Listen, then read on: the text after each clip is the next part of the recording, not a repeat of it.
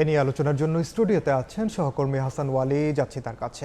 ওয়ালি, শুরুতে আপনাকে স্বাগত জানাচ্ছি এবং আমরা প্রতিবেদনের মধ্যে দেখছিলাম আপনি সারাদিন বাইরে ছিলেন। বাংলাদেশের ইতিহাসে নতুন একটি অধ্যায় যুক্ত হয়েছে আজ, কারণ আপনি জানেন যে নানা শঙ্কা ছিল, গুঞ্জন ছিল, উৎকণ্ঠা ছিল, সব কিছুকে এক পাশে রেখে 17 বছর পর বিএনপির ভারপ্রাপ্ত চেয়ারম্যান তারেক রহমান দেশে ফিরেছেন। এই যে তার স্বদেশ প্রত্যাবর্তন, মাঠে আপনি কি দেখেছেন? ৬,৩১৪ দিন পর বাংলাদেশে এসেছেন বিএনপি ভারপ্রাপ্ত চেয়ারম্যান তারেক রহমান। নিজের মাতৃভূমিতে তিনি পা রাখলেন, সেটি কিন্তু তিনি তার সামাজিক যোগাযোগ মাধ্যমেও কিন্তু আমরা সকাল থেকে দেখছিলাম। অর্থাৎ এতদিন পর, ১৭ বছর ৩ মাস পর বাংলাদেশে আসার যে আকুতি, আসার পরে যে অনুভূতি, সেটি কিন্তু প্রতিটি কর্মকাণ্ডের মধ্য দিয়ে কিন্তু সারা দেশের মানুষ অবলোকন করেছেন। তিনি হযরত শাহজালাল আন্তর্জাতিক বিমানবন্দরে নামার পরেই তিনি যে মাটিতে পা রেখেছেন, অর্থাৎ যে মাটির গন্ধ, সোদা গন্ধ, সেটি নিয়েছেন। সব কিছুর মধ্য দিয়ে কিন্তু যে বাংলাদেশের প্রতি যে আবেগ, অনুভূতি, সেটি কিন্তু আসলে সাধারণ মানুষকে ছুঁয়ে গেছে। এবং এরপরে কিন্তু তিনি প্রধান উপদেষ্টা ডক্টর মোহাম্মদ ইউনূসকে ফোন করেছেন, বিমানবন্দরে বসেই তিনি ধন্যবাদ জানিয়েছেন, কৃতজ্ঞতা জানিয়েছেন। একই সঙ্গে কিন্তু আমরা দেখেছি বিমানবন্দরের বাইরে ৩০০ ফিট অর্থাৎ জুলাই ৩৬ এক্সপ্রেসওয়ে যেটি, সেখানে লাখ লাখ মানুষ, ঠিক কত সংখ্যক মানুষ এটি কিন্তু আসলে একই পরিমাপ করা খুবই কঠিন। কিন্তু রাজনৈতিক দলের যে কোনো নেতার এরকম প্রত্যাবর্তনকে ঘিরে এত বেশি সংখ্যক মানুষ বিগত কবে কবে হয়েছিল, সেটি কিন্তু আসলে নিশ্চয়ই আলোচনার বিষয় হতে পারে। এরপরে কিন্তু আসলে সেখানে তিনি বক্তব্য রেখেছেন। এক্সপ্রেসওয়েতে লাখ লাখ মানুষ সেখানে অংশ নিয়েছিলেন। বেগম খালেদা জিয়া অসুস্থ, তার মা প্রায় এক মাস তিনি সিসিউতে রয়েছেন, 1 মাসের বেশি সময় ধরে কিন্তু তিনি হাসপাতালে চিকিৎসাধীন রয়েছেন।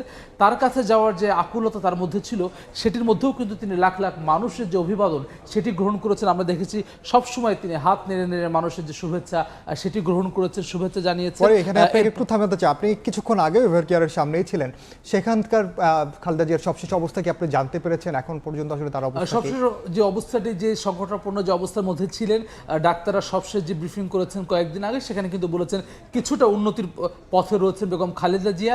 সবাই আশা করছেন, একই সঙ্গে ডাক্তারদের যে প্রচেষ্টা রয়েছে, একই সঙ্গে তার ছেলে তারেক রহমান যেহেতু তার একেবারে সংস্পর্শে এসেছে, এর মধ্যে দিয়ে তার যে মানসিক শক্তি, শারীরিক অবস্থা, সেটা আরও কিছুটা উন্নতি হবে, অর্থাৎ বিদেশে নিয়ে যাওয়ার মতো একটি শারীরিক অবস্থা আসবে, সেটি কিন্তু সবাই প্রত্যাশা করছেন। সংকটাপন্ন অবস্থা থেকে কিছুটা উন্নতির পথে এটি সবশেষ যে চিকিৎসকদের যে আপডেট, সেটি আমরা যতটুকু জানতে পেরেছি। একদম, আসলে আমরা দেখলাম যে তারেক রহমান আসলে তার মায়ের কাছে ছুটে গিয়েছেন এবং নিশ্চয়ই যেমনটি আমরা জেনেছি যে সেই বোর্ড, যে চিকিৎসকদের যে বোর্ড আছে, সেখানে তিনি সময় কাটিয়েছেন। নিশ্চয়ই 1.5 ঘন্টার মতো ছিলেন। নিশ্চয়ই এটি তিনি আবার তারেক রহমান 1.5 ঘন্টা, 6:55, এবং এরপরে তিনি কিন্তু তার বাসায় ফিরে গেছেন, সেটিও আমরা আপডেটটি জানতে চাই। 5:55 তারেক রহমান যে লাখ লাখ মানুষকে সঙ্গে নিয়ে, যারা তার ছায়াসঙ্গী হয়েছিলেন, তার মধ্যে দিয়ে তিনি এভার কেয়ার হসপিটালে আসেন, যে বুলেট প্রুফ বাসটিতেই 7:30 নাগাদ তিনি বের হন। এরপরে কিন্তু 196 নম্বর বাসা, যেটি গুলশান, সেখানে তিনি গেছেন। বাসার সামনে রয়েছেন আমার সহকর্মী শফিকুজ্জামান রুবেল ছিলেন, আর সাইফুল রুদ্র দেখতে পাচ্ছি, তিনি জানাবেন সবশেষ।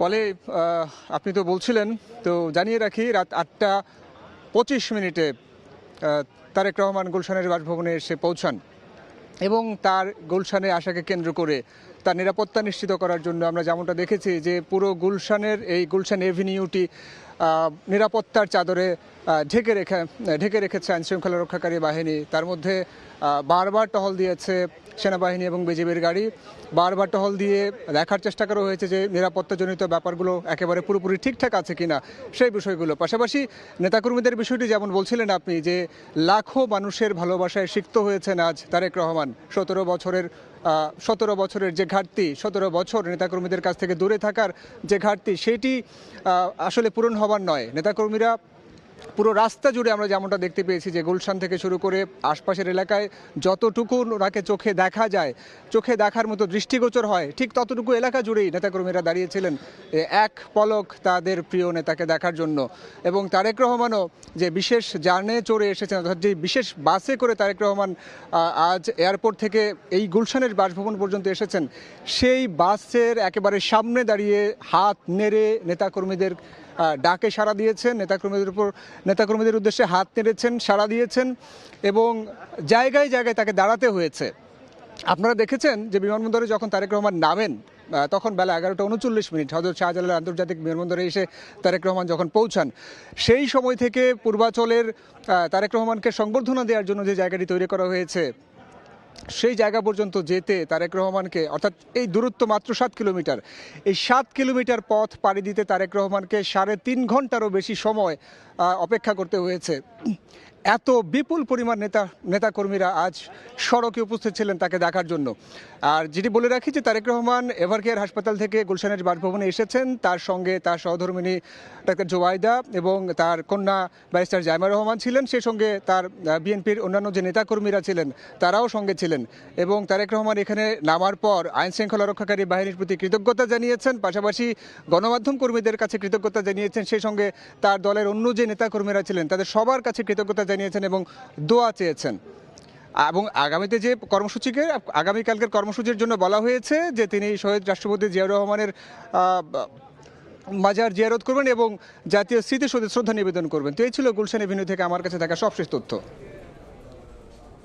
দেখলাম আমরা যেটি শুনছিলাম, সাইফুল উদ্দিন সহকর্মী জানাচ্ছিলেন যে ভারপ্রাপ্ত চেয়ারম্যান তারেক রহমানের বাসা পর্যন্ত কিন্তু যে নেতাকর্মীদের ঢল সেটি ছিল, এবং আইন শৃঙ্খলা রক্ষাকারী বাহিনীর যে আজকে সারাদিনই সরব উপস্থিতি ছিল তাকে ঘিরে, সেটিও কিন্তু আসলে তিনি বলছেন একদম বলে। এবং তারেক রহমান যখন 34 জুলাই এক্সপ্রেসওয়েতে যখন তিনি যান এবং তিনি এখানে ঐতিহাসিক কিছু কথা বলেন, আসলে আই হ্যাভ এ প্ল্যান, যেটি সারা দেশের মানুষ শুনেছে। তিনি বলেছেন তার পরিকল্পনার কথা, দেশের মানুষ যদি তার সঙ্গে থাকে তাহলে সেই বিষয়টি আসলে কেমন হতে পারে তিনি সেই রূপরেখা দিয়েছেন। এটি নিয়ে আমাদের হাতে একটি রিপোর্ট আছে, সেটি দেখে এসে আবার আপনার কাছে নিশ্চয়ই আমরা ফিরব। দেশ ও মানুষের ভাগ্য পরিবর্তনে সুনির্দিষ্ট পরিকল্পনা তৈরির কথা জানিয়ে তারেক রহমান বলেছেন আই হ্যাভ এ প্ল্যান। এই পরিকল্পনা বাস্তবায়নে দেশবাসীর সহযোগিতা চেয়েছেন তিনি।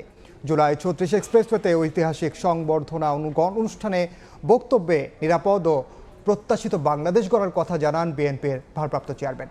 এ সময় যে কোনো মূল্যে দেশে শান্তি শৃঙ্খলা বজায় রাখার আহ্বান জানান তারেক রহমান।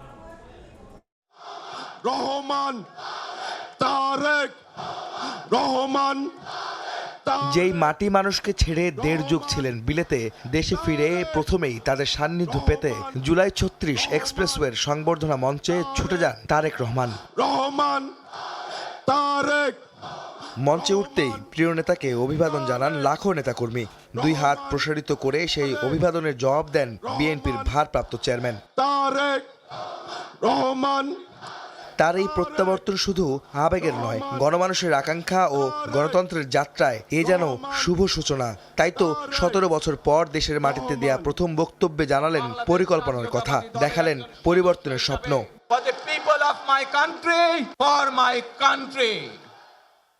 আজ এই পরিকল্পনা দেশের মানুষের স্বার্থে, দেশের উন্নয়নের জন্য, দেশের মানুষের ভাগ্যের পরিবর্তনের জন্য যদি সেই প্ল্যান, সেই কার্যক্রম, সেই পরিকল্পনাকে বাস্তবায়ন করতে হয়, প্রিয় ভাই বোনেরা, এই জনসমুদ্রে যত মানুষ উপস্থিত আছেন, এই সারা বাংলাদেশে গণতন্ত্রের শক্তি যত মানুষ উপস্থিত আছেন, প্রত্যেকটি মানুষের সহযোগিতা আমার লাগবে।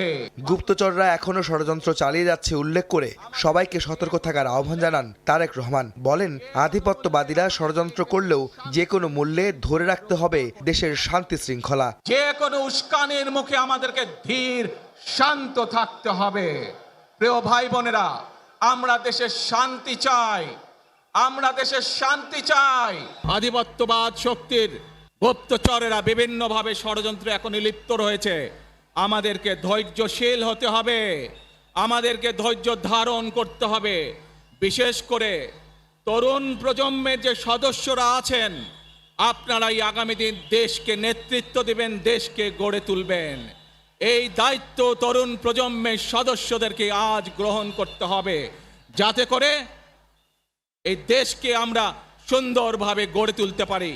নিরাপদ বাংলাদেশ গড়ে তুলতে ধর্ম বর্ণ নির্বিশেষে সবাইকে পাশে চান বিএনপির ভারপ্রাপ্ত চেয়ারম্যান। আগামী দিনে দেশ পরিচালনার দায়িত্বে যারা আসবে, আমরা সকলে নবী করিম সাল্লাল্লাহু আলাইহি সাল্লামের যে ন্যায়পরায়ণতা, সেই ন্যায়পরায়ণতার আলোকে আমরা দেশ পরিচালনার সর্বোচ্চ চেষ্টা করব। আসুন আমরা আমাদের সেই প্রত্যাশিত বাংলাদেশ গড়ে তুলব, যেখানে আমরা সকলে মিলে কাজ করব, যেখানে আমরা সকলে মিলে আমাদের প্রত্যাশিত বাংলাদেশকে গড়ে তুলব। তারেক রহমান তার দেশে ফেরাকে স্মরণীয় করে রাখার জন্য বাংলাদেশের মানুষের প্রতি কৃতজ্ঞতা জানান। আপনাদের কাছে কৃতজ্ঞতা প্রকাশ করছি আজকে আমাকে এইভাবে বরণ করে নেওয়ার জন্য। 1.5 যুগেরও বেশি সময় পর দেশে ফিরে সাধারণ মানুষের ভালোবাসায় সিক্ত হলেন বিএনপির ভারপ্রাপ্ত চেয়ারম্যান তারেক রহমান। তিনি এই ভালোবাসার প্রতিদান দিতে চান, তাই গণতন্ত্র দেশের মানুষের প্রত্যাশিত বাংলাদেশ ফিরে দিতে সাধারণ মানুষের পাশাপাশি দলীয় নেতাকর্মীদেরও সহযোগিতা প্রত্যাশা করেন তারেক রহমান। আহমেদ সালেহীন, সময় সংবাদ, ঢাকা। আলোচনার জন্য আবারও যাচ্ছি ওয়ালির কাছে। ওয়ালি, যেমনটি আমরা প্রতিবেদনে দেখছিলাম যে তারেক রহমানের যে পরিকল্পনা মানুষের ভাগ্য পরিবর্তনের জন্য, এছাড়াও রাজস্বিক সংবর্ধনায় আপনি দেখেছেন যে কত মানুষ আসলে এখানে জমায়েত হয়েছে। আমরা সারাদিন সেই চিত্র আমাদের সময় সংবাদের দর্শকদের দেখিয়েছি। আসলে সামগ্রিকভাবে আপনি কেমন পরিবেশ দেখেছেন? যেরকমটি আসলে ওই 300 ফিটে যেটি জুলাই 36 এক্সপ্রেসওয়ে যেটি বলা হচ্ছে, কুড়িল থেকে একেবারে কাঞ্চন ব্রিজ পর্যন্ত 17 কিলোমিটার, এই পুরো জায়গা জুড়ে কিন্তু বিএনপি নেতাকর্মীদের দখলে ছিল, সাধারণ মানুষের দখলে ছিল। কয়েক লাখ মানুষ হচ্ছে, সেটি আমি আগেও যেরকমটি আল জাজিরা যে গণমাধ্যমটি সেটি বলেছে 2 মিলিয়নের বেশি, অর্থাৎ 20 লাখের বেশি মানুষ জমায়েত হয়েছে। এটি বলা যেতেই পারে যে এরকম প্রত্যাবর্তনের ক্ষেত্রে যে কোনো রাজনৈতিক নেতার ক্ষেত্রে এটি একটি ঐতিহাসিক জমায়েত এটি বলা যেতে পারে। স্মরণকালে কবে এরকম হয়েছিল সেটি আসলে এখন পর্যন্ত দৃষ্টান্ত আমাদের কাছে নেই। এবং আজকে তারেক রহমান যে বক্তব্য রেখেছেন, প্রায় 15 মিনিট তিনি বক্তব্য রেখেছেন, এবং পরবর্তীতে শেষ করার পরেও তিনি এসে কিন্তু তার যে পরিকল্পনার কথা সেটি আবার নতুন করে পুনর্ব্যক্ত করেছেন। সে সব কিছু মিলে কিন্তু এটি ঐতিহাসিক বক্তব্য বলা যেতে পারে। তারেক রহমান যেটি আসলে আজকে সবচাইতে যেটি বিষয়ে আলোচনা হচ্ছে যে I have plan for the people of my country, যে বাংলাদেশকে নিয়ে তার যে আগামী দিনে বাংলাদেশ বিনির্মাণের যে পরিকল্পনা সেটি তিনি বলেছেন। এবং এটি বিএনপির যেই দেশ গড়ার পরিকল্পনার সাথে সে মানুষের কাছে যাচ্ছে 31 দফা, সেসবও কিন্তু আসলে বিএনপি এর আগেই বাংলাদেশের মানুষের কাছে দিয়েছে, সেই দিকেও তিনি ইঙ্গিত করেছেন। একই সঙ্গে তিনি বলেছেন বাংলাদেশের মানুষের ভাগ্য পরিবর্তনের পরিকল্পনা বাস্তবায়নে সবার সহযোগিতা কামনা করেছেন, যে কোনো মূল্যে দেশের শান্তি ও শৃঙ্খলা বজায় রাখার আহ্বান জানিয়েছেন। সুযোগ পেলে মহানবী সাল্লাল্লাহু আলাইহি ওয়াসাল্লামের মতো ন্যায়পরায়ণতার আলোকে দেশ পরিচালনা করার ঘোষণা দিয়েছেন, প্রতিশ্রুতি দিয়েছেন বিএনপি ভারপ্রাপ্ত চেয়ারম্যান তারেক রহমান। আপনি জানেন যে 1.5 মাস পরে ত্রয়োদশ জাতীয় সংসদ নির্বাচন অনুষ্ঠিত হতে যাচ্ছে। এই সময়ে কিন্তু আসলে তারেক রহমানের দেশে ফেরা এটি কিন্তু অনেক গুরুত্ব বহন করে। বিএনপি নেতারাও কিন্তু আসলে সেটি বলছেন যে নির্বাচন গণতান্ত্রিক পথে উত্তরণের যে সম্ভাবনা তৈরি হচ্ছে সেটি নিয়ে একই সঙ্গে যেসব শঙ্কা রয়েছে বিএনপি ভারপ্রাপ্ত চেয়ারম্যান তারেক রহমানের ফেরার মধ্য দিয়ে সেসব শঙ্কা ধূলিসাৎ হয়ে যাবে। গত কয়েকদিন কিন্তু বিএনপি নেতারা নানান মাধ্যমে কিন্তু সেই কথাই বলছেন। একটি বিষয় না বললেই নয়, আমরা এর আগে দেখেছি 2001 থেকে 2006 সাল পর্যন্ত তারেক রহমান তৃণমূল পর্যায়ে তৃণমূল প্রতিনিধি সম্মেলন যেভাবে তিনি দেশে অর্থাৎ দেশের আনাচে কানাচে গিয়েছেন, জেলায় জেলায়, এই অল্প সময়ে এবার কি তার এই সফরের কোনো সম্ভাবনা দেখছেন? লন্ডনে থাকা অবস্থায়ও কিন্তু তারেক রহমান কিন্তু সব নেতাকর্মীদের সঙ্গে কিন্তু তার যেই ভার্চুয়ালি যোগাযোগ মোবাইল বা অন্যান্য মাধ্যমে সেটি কিন্তু ছিল, একেবারে ইউনিয়ন পর্যায়ে নেতাকর্মীদের মধ্যেও ছিল। আনুষ্ঠানিকভাবে প্রচারণা শুরু হলে বেগম খালেদা জিয়া যেভাবে সারা দেশে বিভিন্ন জায়গায় যেতেন, বিভাগীয় শহর জেলা শহরগুলো গুরুত্বপূর্ণ জায়গাগুলোতে, সেই শূন্যস্থান কিন্তু এবার তারেক রহমান পূরণ করবেন। সেটি কিন্তু বিএনপির পরিকল্পনার মধ্যেই রয়েছে, হয়তো খুব দ্রুত সময়ের মধ্যে সেই বিস্তারিত পরিকল্পনা সবার সামনে আসবে। হাসান ওয়ালি, আপনাকে অসংখ্য ধন্যবাদ আমাদের সঙ্গে যুক্ত হওয়ার জন্য। আলোচনার জন্য এতক্ষণ স্টুডিওতে যুক্ত ছিলেন সহকর্মী হাসান ওয়ালি।